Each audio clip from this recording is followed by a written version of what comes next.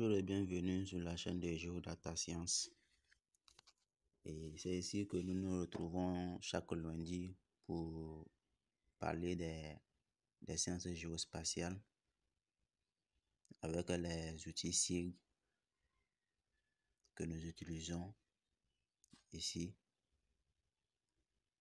Et aujourd'hui, nous allons apprendre comment faire le géoréférencement et la digitalisation. Et donc, je vais déjà faire appel à ma couche raster qui est l'image qu'on a eu à télécharger lors de la vidéo précédente. On a vu comment télécharger l'image satellitale dans le logiciel Google Earth Pro. Et aujourd'hui, nous allons utiliser cette image pour pouvoir faire le géoréférencement. Alors, je vais aller dans mon dossier où j'ai enregistré cette image pour qu'on puisse visualiser ensemble et voir comment entamer le géoréférencement.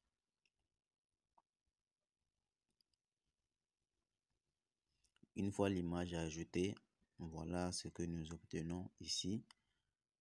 Voilà. On a nos 4 points que nous avons ici.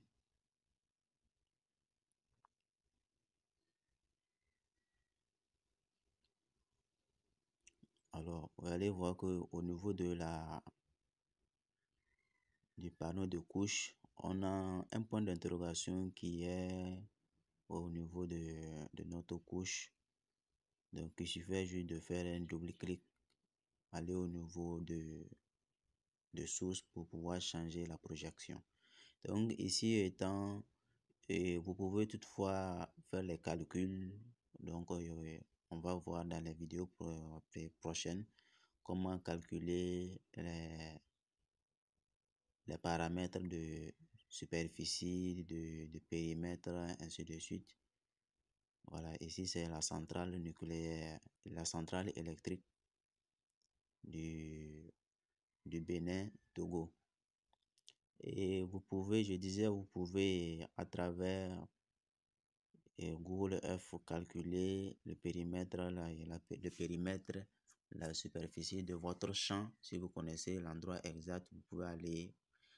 Et je vous invite, pour ceux-là qui n'ont pas regardé notre vidéo portant sur le téléchargement d'images satellitaires, il suffirait juste de télécharger l'image de votre zone où se trouve votre champ, et après l'avoir téléchargé, on va voir dans la suite et dans la vidéo prochaine comment faire pour calculer la superficie pour ne plus être triché par les géomètres par rapport à nos superficies, que ce soit en kilomètres ou en hectares. Ça dépendra de la superficie de nos champs, de nos espaces. Voilà. Ici, ce sont les coordonnées que nous allons utiliser pour pouvoir faire le géoréférencement de notre image. Et dans la vidéo précédente, on a vu comment obtenir ces coordonnées, bien sûr. Donc ici, il faudrait noter maintenant ces coordonnées-là. Il faudrait les noter quelque part pour pouvoir faire le géoréférencement lorsque nous allons commencer le travail. Alors, il vous suffirait juste de prendre aussi les 4 coins, coins des points de votre champ que nous allons utiliser, sinon que vous pouvez utiliser pour faire les calculs des paramètres.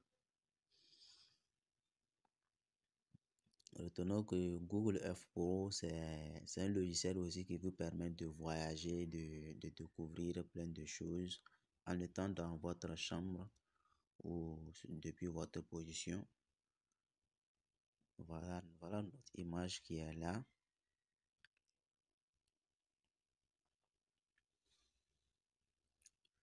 On a plusieurs éléments qui est là. On a le fleuve Mono, et les routes, etc.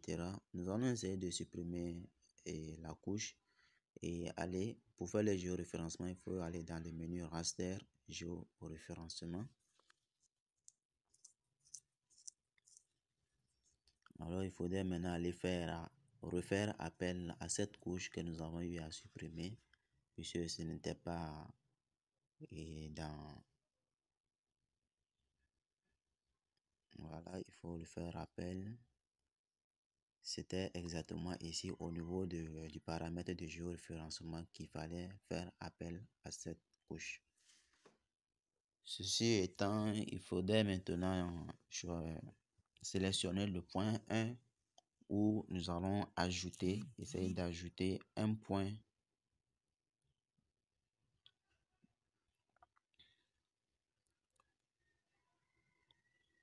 Nous avons là dans les outils de travail.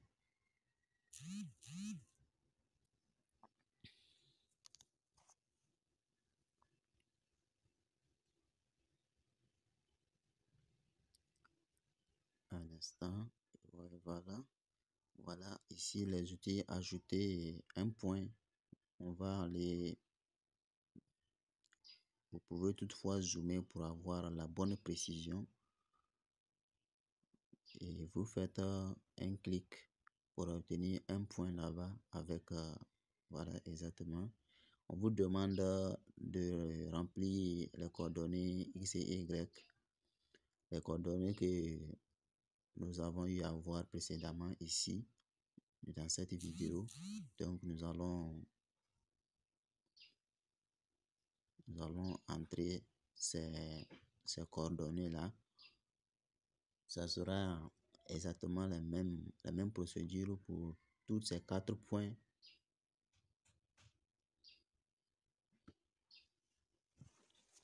Nous allons entrer tous ces 4 points pour pouvoir enfin lancer le géoréférencement. En fait. Ici, le géoréférencement ou le calage, ça nous permet d'avoir un point, sinon d'avoir une référence dans un espace donné. Donc, une fois géoréférencé cette image, nous pouvons ramener cette image dans le logiciel avec un fond de carte du Togo, bien sûr, puisque c'est une zone du Togo. Et une fois que nous ramenons ça dans le Togo, l'image doit aller se superposer, aller se mettre à l'endroit exact de sa position dans la carte du Togo. Donc, c'est ça l'intérêt du géoréférencement. Et une fois que le géoréférencement n'a pas été fait, on peut essayer de superposer, mais ça ne va pas prendre en compte.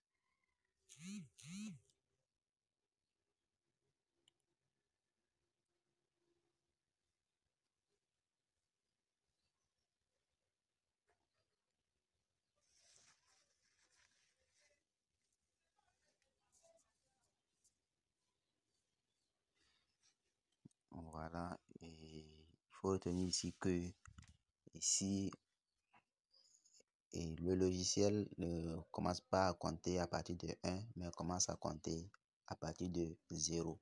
Donc, notre premier point que nous avons eu à renseigner les coordonnées,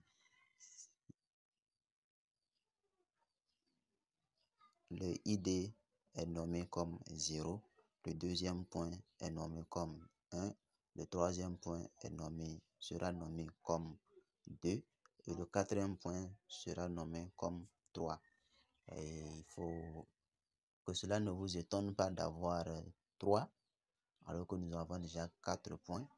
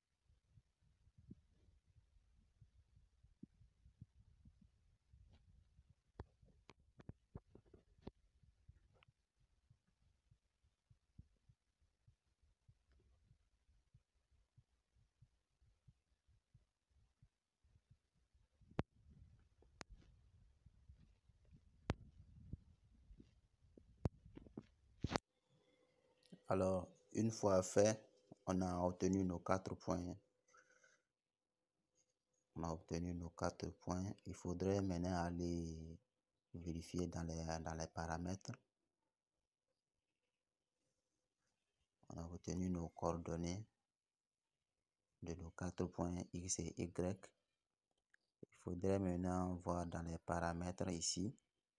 Il faut cliquer là et puis choisir le type de transformation. Vous choisissez linéaire. Vous pouvez toutefois choisir le deuxième.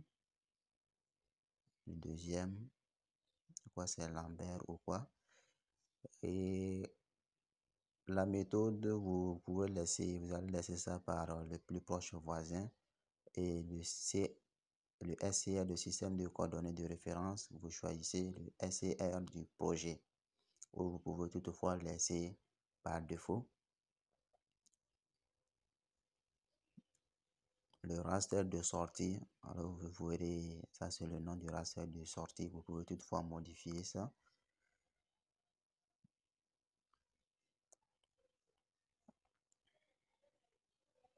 Alors ici, il faudrait activer ça pour augmenter ici au niveau de horizontal et vertical. Il faudrait avoir 1 et moins 1.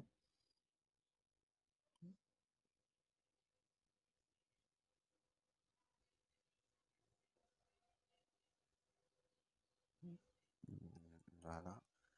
Une fois les paramètres déjà faits et que après avoir validé, il faut aller ici, on aura et l'erreur moyenne est de 200 et quelques. Donc l'erreur moyenne acceptable, il faut avoir 300. Ça, c'est l'erreur moyenne qu'on peut accepter. Vous allez voir que sur la carte, il y a au niveau de ces 4 points, il y a des traits, des petits traits. Voilà. Donc, ça veut dire que ça a marché, c'est exactement, vous avez reçu. Sinon, que si les traits sont trop longs, il faut savoir qu'il y a un souci, ça ne va pas, le géoréférencement sera mal fait. Voilà, ici, j'essaie de débuter le géoréférencement, mais il y a un souci. Donc, il faudrait aller, voilà, ici au niveau de horizontal et vertical, il faut avoir 1 et moins 1. Et après ça, il faut ensuite décocher.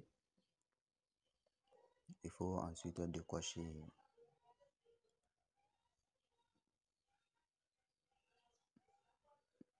Ça ne marche pas toujours. Et comme je le disais, oui, il faudrait décocher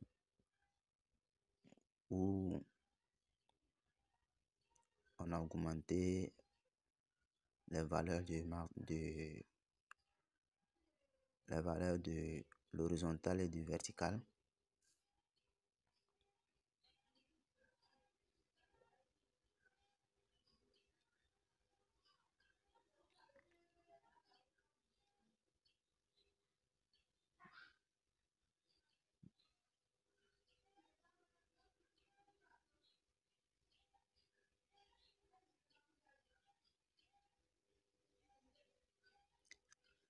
Alors, ce que nous aurons à faire, nous allons juste décocher, détecter.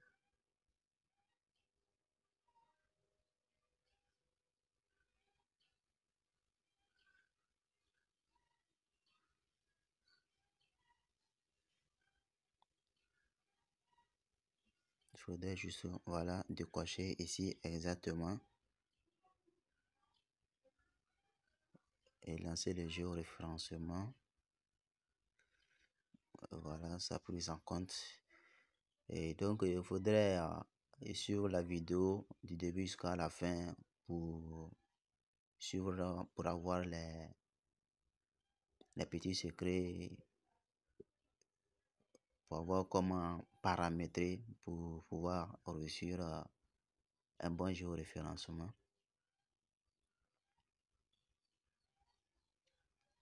Alors, une fois fait, vous pouvez fermer ou réduire. Vous pouvez toutefois fermer et faire ne pas enregistrer puisque c'est déjà chargé dans le logiciel. Voilà. Vous pouvez réduire, il n'y a pas de souci. Et voilà, le géoréférencement est fait et c'est déjà chargé dans le logiciel. Et nous allons commencer à faire la digitalisation, à créer les couches. Allons créer les couches.